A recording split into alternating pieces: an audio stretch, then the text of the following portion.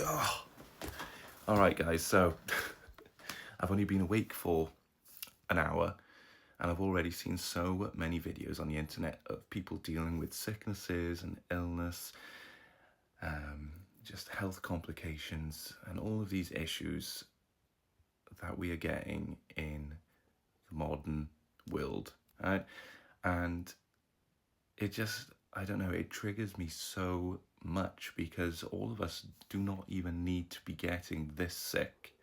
We do not need to be feeling this way. We do not need to be low energy. We don't need to be developing cancers. We don't need to be, getting diabetes early on in life when we're young, or heart attacks, or whatever it is, whatever health ailment it is. If it's a skin condition, if it's eczema, it could be anything, right?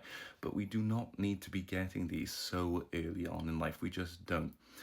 A lot of you think that, illnesses like these are Russian roulette. It's just a spin of the wheel, and if we're unlucky, we're unlucky. But it does not work that way exactly. It does not, because at the end of the day, there still needs to be a catalyst. For instance, you can have two homes. Let's say they're like people, two houses. One is built from, I don't know, hay and wood. The other is made from bricks and stone. If you chuck a match or gasoline and try to light both of these houses on fire, the wooden one is obviously going to burn up quickly. It's going to, massive flames, bonfire. It's going to burn fast. But the brick one is going to stay sturdy, resilient, and strong. This is what our bodies are like, right? We don't know what our genetics are. We don't know how we're going to deal with things, or how fast inflammation is going to affect us, because in this scenario, inflammation is the catalyst, is the match, is the gasoline. And that's the key thing here, see? It's all about, there still needs to be that starter, right? That catalyst. And if you take that catalyst away, then in most scenarios and situations, you don't even need to be sick. The house does not even need to become inflamed, on fire, etc. So if we take the fire component, the inflammation, the starter, ignition away, then you'll find that we just don't need to get sick. So the way that we take this away is we take away the inflammatory foods, which are the cause of all of these immune issues, health ailments, and whatnot. So what we need to do is, if we all want to be healthy and we all want to minimize our risks of getting sick, honestly, we need to cut out added sugar, breads, wheats, pastas, all these things like rice and vegetable oils, rapeseed oils, all of the inflammatory oils, right, are the worst. As soon as we have them, we're inflamed. As soon as we have these high sugar spikes that we're not used to, we're inflamed. Our insulin factory gets damaged, so we can't produce what we need to. The acute inflammation that is happening within our arteries every single day is happening for nearly all of our lives, with breakfast, lunch, and dinner. Sugar, sugar, sugar, vegetable oils, processed foods, all these things. The thing is, what a lot of you guys aren't understanding is that even a small amount of these foods is causing a massive amount of inflammation. And even if it's not massive, it's acute and it's consistent. And we all know that consistency gets results. And in this case, it gets you sick. So if we want to avoid getting sick nearly completely, all we need to do is focus on eating things like vegetables, meats, fruits, occasional nuts, things like that. We can use seasonings to our heart content. We can use paprika, we can use turmeric, we can use cumin, we can use all of these seasonings because they're just dried variations of the whole ingredient. So we can, and even things like, xylitol, and those types of sweeteners, they've been proven to be inert in the body and not cause any inflammation at all. Not sucralose though, not aspartame, not all of these ones in drinks. They cause a lot of inflammation. But the research is still ongoing. If we can, let's get away completely from sweeteners. Let's get away from that. I'm only saying that as an alternative for you guys who are trying to wean off this type of diet. But yes, what we want to be doing is eating fruits, vegetables, meats, and nuts. I've been on this diet for more than 10 years plus now, probably even longer than that, probably about 13, 14 years even. I started when I was young. But honestly, there's proof that starving cancer cells from glucose, the stuff that they live off. When there's an absence of sugar and glucose in the blood, that's exactly what tumors, cancer, and all those things love to live off. Is what they thrive off.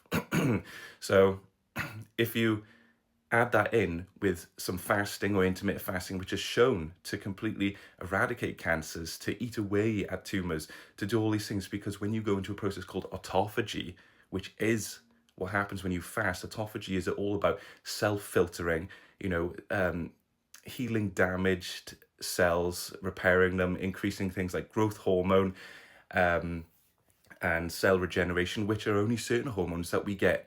They are the hormones that stops with us when we're young. Have you ever been in school and they've said at this age things start to taper off? After the age of 19, you stop producing these, these growth hormones to make you, that's how we grow so much from children. That's how we go from being a little tiny baby into like a 6-foot man, for instance. That's a lot of bone, cartilage, nerves, all sorts of things have to grow, but that cuts off at a certain age. But with eating healthy and tapping into intermittent fasting, you can regenerate all of these things to a certain extent. Obviously, we are all going to die one day, and that is the fact. But we do not need to be getting sick in that time, guys. So make sure to share this video. Let's spread some knowledge. Let's spread some positivity and let people know exactly what's going on. Remember, guys, it isn't Russian roulette. It isn't just random. We have to start the fire. We do. And sometimes we can avoid that completely just by avoiding these foods. And you might think, oh, everything in moderation. I'll have a little bit of this every day, a little bit of that. It won't hurt. But the key factor is here, guys, we have to go cold turkey. We have to, because even a small amount of these foods every single day is planting a seed of acute inflammation. And that is what's going on. It's the damage from acute inflammation. People who are getting arthritis, bad backs, all of these things, they are the immune system attacking its own cartilage.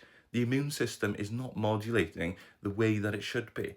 And the issue is from inflammation. So I can't stress it enough. So foods to stay away from: sugar, breads, wheats, pastas, vegetable oils, rapeseed oils, what was I going to say, and the rest. So what we can eat though, and what I can put into your mind now, is we want to be eating fruits, vegetables, meats, occasional nuts. We can have things like coconut oil, olive oil, avocado oil. I think, not sure about avocado oil. I still have to do a little bit of research on that, but I do know the fundamentals and I do know the basics, and this is what we should be sharing. So anyway, guys, if you like this video, then I can make some more, but we need to help people stop getting sick, because it doesn't need to happen. All of the sickness and illness that is going on, honestly, 3/4 of this could be cut today if everyone started eating healthy, if everyone stopped eating the crap foods. And I know there's a lot of people you see on the internet who are preaching this. Some are a little bit to a forceful extent, some are over exaggerating certain aspects, but this is the truth. This is how it works. It's all about inflammation. So take care, guys. Share this with your friends. Make sure to help friends and family not get sick anymore, because nearly all health ailments you could ever think of, right, can be decreased through this type of eating, through this type of mindset.